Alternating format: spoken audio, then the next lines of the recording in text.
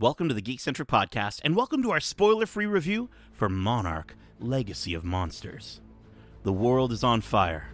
I decided to do something about it.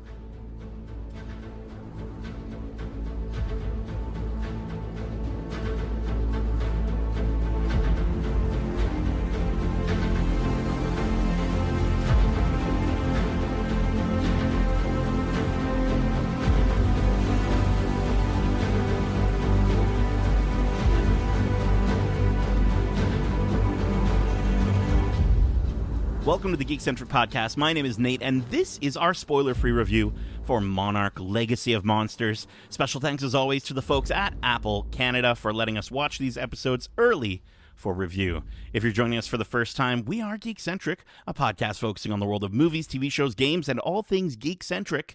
Joining me for today's review, we have the monstrous Muto himself, the Japan-loving Justin, the Jet Jaguar Lawrence. Yo, what's going on, man? How are you?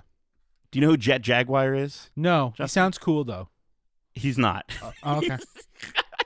So there was a contest. Apparently there was like a fan contest like way back in the day, and a fan won this contest to design a kaiju, and they just made a robot that can grow really big, and that was it. It's just a big robot. I don't know. With all the other kaiju designs, I'm like, you could have done a little better than that. Yeah, it seems like you phoned it in. What's the difference right, between and that his name's like, Jet Jaguar. Like, why is he not a It's Jaguar? still a badass name, though. Jet Jaguar. Yeah. Like, I don't know. I thought he was like some super spy. I just meant like by the name of Jet Jaguar. It seems like, Jet Jaguar, agent of whatever. I just feels like it could be a graphic novel, a comic. Sure. I don't know. If there I is, definitely listen, didn't think of a robotic kaiju when you said Jet robot Jaguar. Man. I know. Yeah. If that anyone's listening Ultraman, to this, though, by the way? Like, isn't that exactly, dude? It's literally, look up the pictures of it. If you're listening to this on the road, pull over, look up pictures of Jet Jaguar. But that's not the kaiju we're talking about today. I did want to bring up a couple more kaiju though, because we are talking about this series that centers around Godzilla and the kaiju. Justin, for you, who is your favorite kaiju? I'm gonna make it really easy. I'm going OG, the original. I'm going with Godzilla. I have loved the stories that they have told with the character. Even the Matthew Broderick one. I rather enjoyed it. But, obviously the original Japanese films, they're a little dated, but the idea of the story that that has always been associated with Godzilla in relation to nuclear bombs and this idea of the world, I think has always been very interesting and sort of an interesting sort of conversation in regards to what we as humans do to the environment and the planet, the planet, and in a lot of ways that Godzilla is a representation of what we have done or what the world has done to the planet. That said, obviously his story has evolved immensely over the last few years, ever since Gareth Edwards' Godzilla film, which I really enjoyed. I really like that movie. Again, I think it stays focused while also opening the door very much to the other kaijus that we would get to know and on Monarch and who they are as a whole. But I'm going OG. I'm gonna go with Godzilla. I'm gonna change things up a little bit. I want to give a shout out to the giant yak from Skull Island. Sure. I thought that guy was dope. But for me, I think my favorite kaiju, because I don't even know if that is a kaiju or if it's just a big yak. But I think for my favorite kaiju, I'm going to go with Mothra. I think she's a classic. She's queen of the monsters. I love the sort of the bioluminescent look that she has in the movies, and it almost looks like Aurora Borealis at times when she's flying. And I if it wasn't for her, dude, Godzilla would not have, spoilers for the movies, would not have been able to kill Ghidorah. So it was cool when they formed into that ultra Transformer style. She gave him and then the wings go on his back, and then he starts flying. Right? No, I'm just kidding. It was guys. sick. I'm just kidding. We're gonna write a Godzilla movie one day. Let's get to the synopsis for this Godzilla series on Apple TV Plus. Was not something that I had on my 2022 three bingo card. But following the thunderous battle between Godzilla and the Titans that leveled San Francisco, and the shocking revelation that monsters are real, Monarch: Legacy of Monsters tracks two siblings following their father's footsteps to uncover their family's connection to the secretive organization known as Monarch. Clues lead them into the world of monsters and ultimately down the rabbit hole to Army Officer Lee Shaw, taking place in the 1950s and half a century later, where Monarch is threatened by what Shaw knows. The dramatic saga spanning 3 generations reveals buried secrets and the ways that epic, earth-shattering events can reverberate through our lives. This comes from showrunner Chris Black and executive producer Matt Shackman, as well as writer Matt Fraction. The series stars Anna Sawai, Ben Watabe, Kiersey Clemens, Mary Yamamoto, Anders Holm, Joe Tippett, Elisa Lasowski, Wyatt Russell, and of course, Kurt Russell, both playing the same character. Monarch: Legacy of Monsters premieres on Apple TV Plus on November 17th.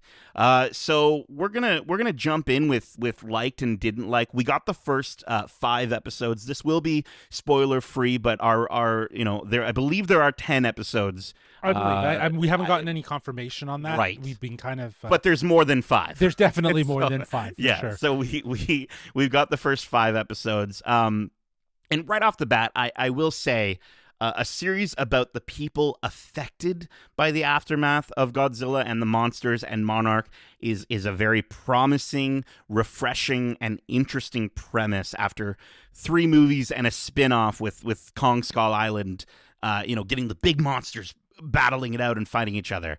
Unfortunately, though, while the intention is all there, I will say after 5 episodes, it's not fully delivering on that premise. Sure. I think the style of the show and the decision to tie it directly in with Kong Skull Island and Godzilla King of the Monsters, I think it does a better job than any of the movies so far at highlighting the disaster and the loss of life from these monster attacks, and I think that's definitely something that I can give this 5 episodes praise for. Right. To your point, the movies that are influential to this series are Kong Skull Island, based on one character's involvement in the story, which we'll talk about in a bit.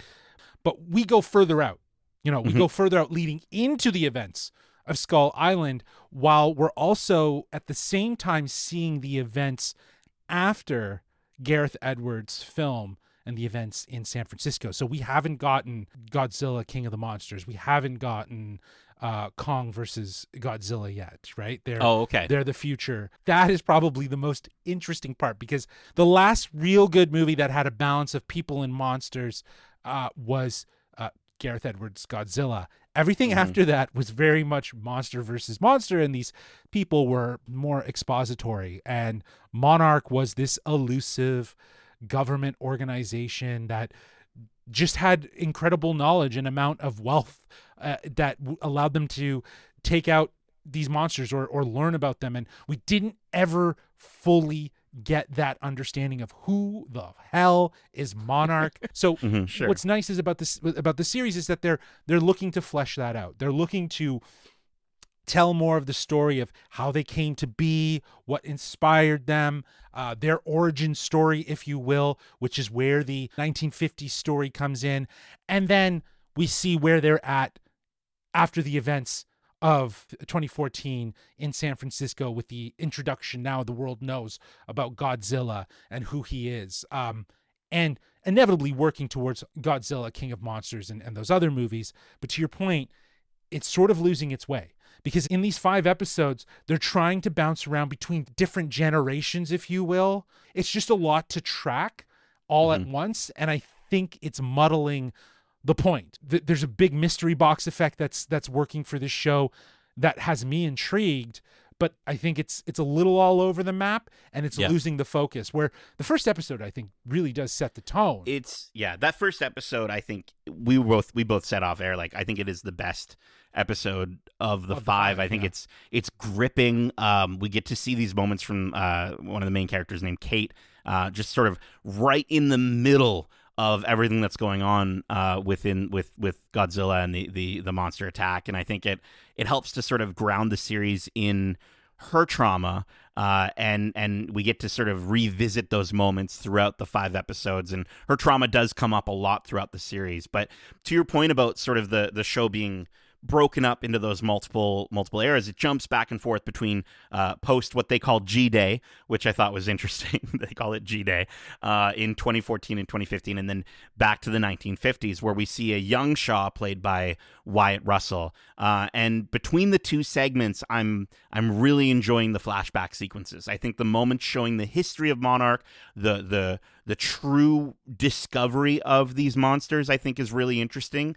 And the other thing I'll give a shout out to, and we sort of get to see a little bit of it both in the 50s timeline and in the modern timeline, is the monster design. I think is awesome. It always has been Fantastic for these creatures. I think I've always enjoyed the original kaiju designs. I love the modern kaiju designs from Legendary Pictures, like we were talking about with, like I was mentioning with Mothra earlier. I think here it's no different. I think we haven't seen too many of them, and I think that's obviously the point of the show, is to focus on the people in it.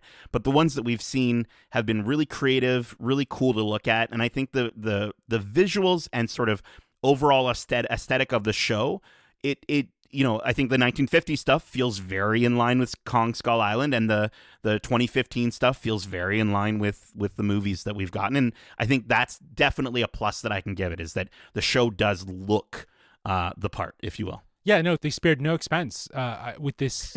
I wish she was in this series. Yeah, though. exactly. They spared no expense with the budget. It doesn't feel like a made-for-TV show. There's a commitment to bringing high-level visual effects to the look of the monsters, to the look of the city. So I really do appreciate that. They've stayed committed to bringing top-tier visual effects to the show. Yeah, like I think the whole theme of this show is discovery. The story that takes place in the past is 100% this journey of discovering the monsters and learning more about who they are and what they are. And that sort of humility that started Monarch, versus when we get into something like G-Dan, where we know Monarch is going to be this sort of overbearing government agency that seems to have sort of a mixed feeling about how they need to approach this. Do they destroy them, or do they learn from them? But I like that they're giving, more context to things in and around events that we know.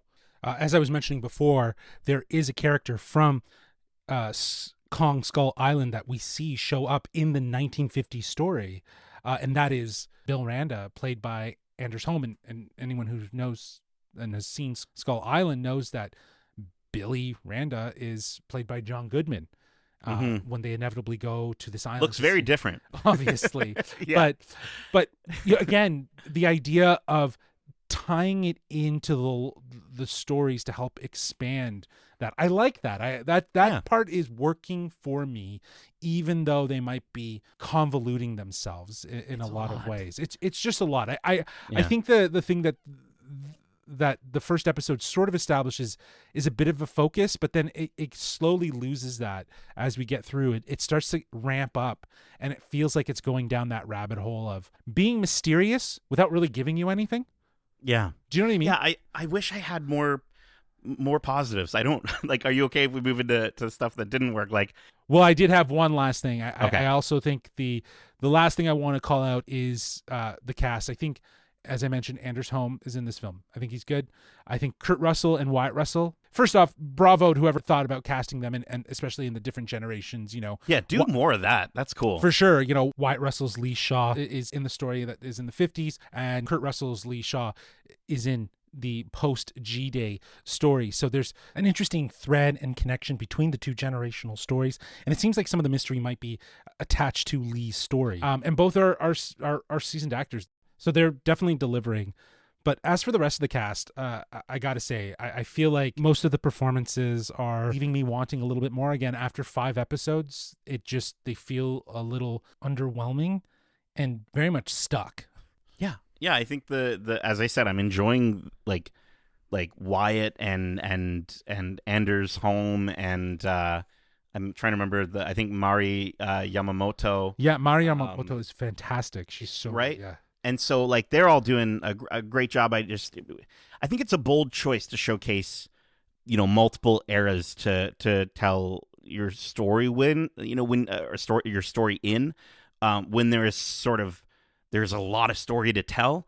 And I think that any show that sort of features like two casts with like a connecting storyline through time, I think you run the risk of making one section of your story more enjoyable than the other, and that's what I'm finding is that, as I mentioned, I'm enjoying the 1950s stories so much more than the modern day ones. They seem to be more streamlined, more straightforward. Again, the performances are better. The every time we cut back to 2015, outside of that first episode, I'm just a little sort of disappointed each time, and I feel like the mystery that they're digging into, as you said, it just keeps dragging on, and it doesn't really feel like it's moving at the correct pace. And I mentioned when we were talking on the phone about this show, like these 5 episodes that we got, really honestly, could have been 3, and I think it would have been a much better paced storyline so far. I think there's just a lot of stuff that's really dragged Well, out. for me, it's how fast and how slow things are Sure. overall, right? Like certain things happen really quickly, and Hmm. I think that's left some plot holes or some weird, odd coincidences that are just super convenient for the purpose of the story, and that just has my head kind of tilted and like, does that really make sense? Right, and not even in a way that's like, oh, it'll make sense later kind of No. thing. It just doesn't Well, make sense. I'll Yeah. just say the way we're introduced to Kurt Russell's Lee Shaw. That's all I'll Sure. say. Yeah, yeah, Right?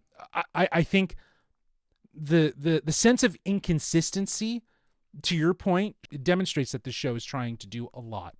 I'm with you. I'm far more interested in the 1950s, the Yeah. pre-Skull Island. Like, I think this show could have just been that. And also, there just doesn't seem to be a balance of how much time we're spending in each of these stories. For instance, the first 2 to 3 episodes feel pretty balanced with both. Maybe even just the first two before we Hmm. sort of take a hard shift into the 2014, 2015 timeline, and we're just there for a Sort of little stay there while. for a long time. Yeah, Yeah. and we don't really get to see too much about other than specific moments Hmm. from that 1950, and I think that era was working. It works really, really well. So yeah, I'm with you. I just think that for me, what I noticed is that certain plot elements are revealed very quickly, whereas other things are being withheld. But if they do give you something, it really doesn't answer any questions at all. They'll give you a little bit of a crumb, but it really doesn't matter in the grand scheme of things. You're still left with more questions. Like there's always a balance when a show can give you answers to questions, but then give you 2 more questions. You know what Sure. I mean? At the same time. So you get a big answer, but then you get 2 more like, oh, great. Well, now I have new things that I'm going to Hmm. have to be thinking about from episode to episode. But when it's only servicing or giving you a small little bit of a larger mystery part, that's sort of where that drag happens. Like we're not really learning too much. And I think we're actually spending a little too much time with these characters and trying to Yeah. understand them, which I get. I understand why they're doing it. Like you said, it's about understanding how these larger monster events affect the lives of people. But at the same time, you gotta, again, it's a give and take. You gotta give me some stuff before you start taking your time with other things, right? Yeah. I'm not connecting with the modern day characters. Surprising, I right? feel like, It's really surprising. yeah, but like the younger okay, like the younger cast following the legacy hero trope is just feeling stale to me at this point. We've seen it so many times.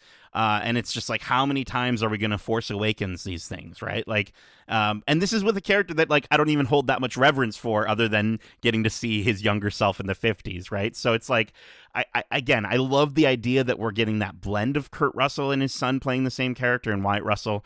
But I think the biggest issue, like I mentioned earlier, is that, and like you said, they're just trying to do too much. I know we bring it up a lot, but I just feel like the ensemble cast with flashbacks thing was done perfectly in a show called Lost, and seeing this attempt here, you just can't help but feel overwhelmed with how many directions the story seems to be going at any given moment.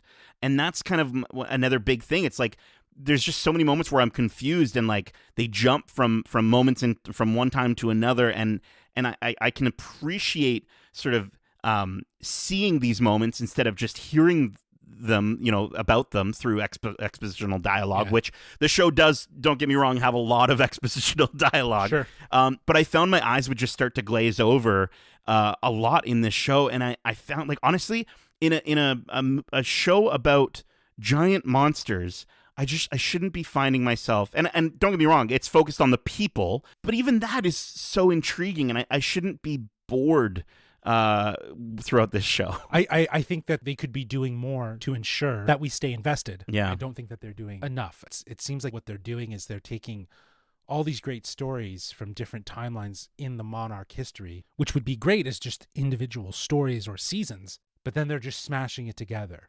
Like, it's like, oh, we don't know if we have the ability to even get a season 2, so let's put all our ideas in one bag, kind of thing. 100%. But in my opinion, you brought up Lost. Monarch is Dharma. Sure. Yeah. And in a lot of ways. Yeah. And the way that story is told, and the way that we kind of move through, past and present, and we understand this all-powerful Dharma initiative that's been around, it feels like that could have been the approach to try to tell this story with Monarch, where when we go back in time, it's meaningful. When we're in the present, it's meaningful. So I'm interested to see how this all kind of wraps up. Well, that's kind of what I wanted to kind of, because we're only 5 episodes in, like we're saying, and so, I don't think we can accurately give this show a rating. So Justin, I wanted to ask, like, your final thoughts on, if we can get into it, these 5 episodes, and then, will you keep watching the series till the finale? Yeah, well, just continuing with what I was saying, like, the 5 episodes had got some things right, but I think it's missing the mark in a lot of ways. I think we're moving around the timeline a little bit too much. It's not like I want to see more monsters. I'm interested in this idea of unraveling the mystery of Monarch and focusing on them rather than the big monsters. Like, obviously the monsters are there and they play a part, but they're less, they're more influential to the story of Monarch.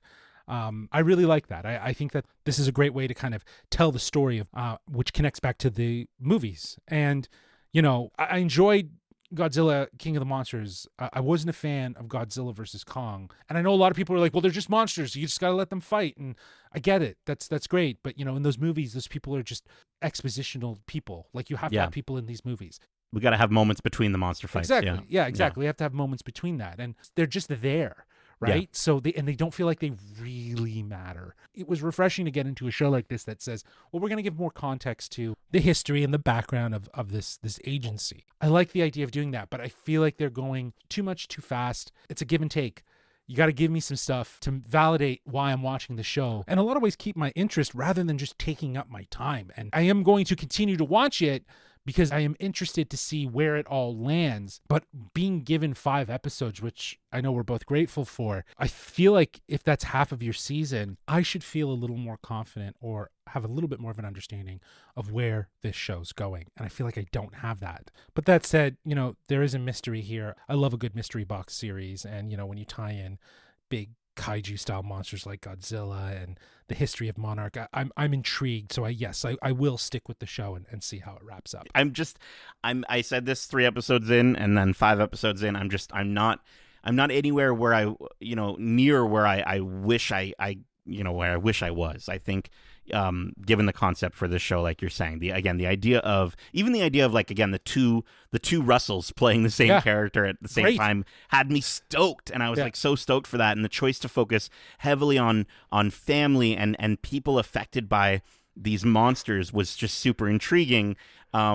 But I think this series, much like a monster, bites off a little more than it can chew, and it feels that way so far after these 5 episodes. I think hopefully it starts to become clearer, maybe less convoluted in the back half of the season. But even then, I don't know if that will get me to care about what they've established enough with the modern cast, all of whom I'm not digging, as I mentioned, their storyline. I think a show about the people affected by giant monster attacks shouldn't bore me, but as I said, I found myself bored and a little confused with the ways that it was trying so hard to create that mystery box effect. I think after episode 2, I kind of I didn't feel that feeling of like I gotta watch the next episode right away. Like episode 1, I was like, yeah, I'm in. Let's watch the next episode. I did, and then after episode 2, I was like, I'll go watch something else and then come back to this. It's nothing that was so pressing, like a lot of these mystery box shows. Having do. you hooked, right? And Yeah. keeping you like, whoa, I can't wait to watch the next episode. I don't have it. I think, as we mentioned, the production value is solid. The visuals are great, and that pilot, it slaps. I think it's an excellent showcase of what the show could have been throughout, but it just develops so damn slowly. And I wanted to love this show. I even, I think I like the ideas that it's putting forward, and I will watch the rest of it, but I don't know if it's going to get me from like to love. And it might even move me away from like. Yeah, but that's more the concern. If you like it right now, then that's a positive, in my opinion, right? Yeah, it's but fine. If it can move you to love, that is a big task on its hands to do that. But right now, I think, to your point, it's more likely that we could look at this show after 10 episodes and wonder, what was the point? Was it really worth it? Yeah. Is the mystery really worth it? So I think it really does come down to what the next 5 episodes are going to do, and how it's really going to, give a sense of closure, or at least some sort of gratification to this larger story. Yeah.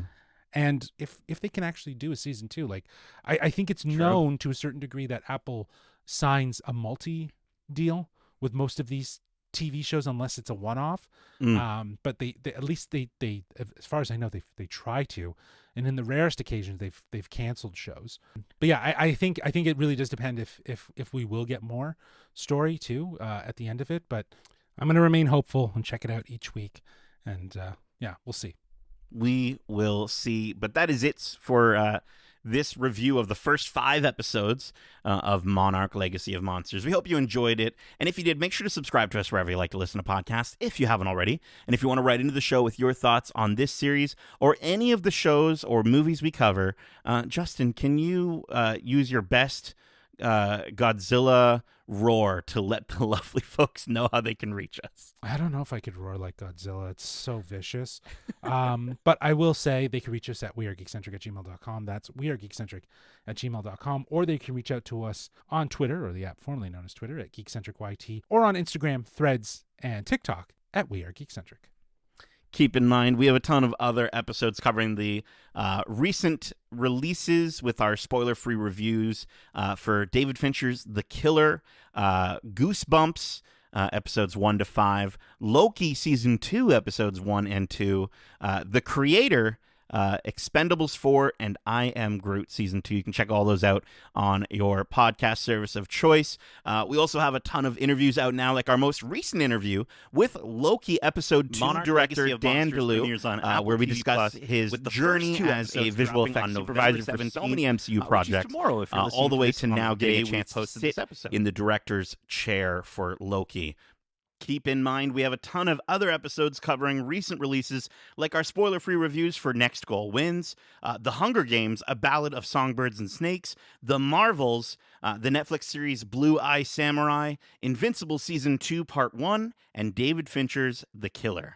We also have a ton of interviews out now, like our most recent interviews with the team behind Monarch Legacy of Monsters, including visual effects supervisor Sean Conrad, executive producer and director Matt Shackman, executive producer Matt Fraction, and showrunner Chris Black. Justin had the chance to sit down with all of these gentlemen and talk about the series, talk about how some of these kaiju, like Godzilla, they're like rock stars, basically.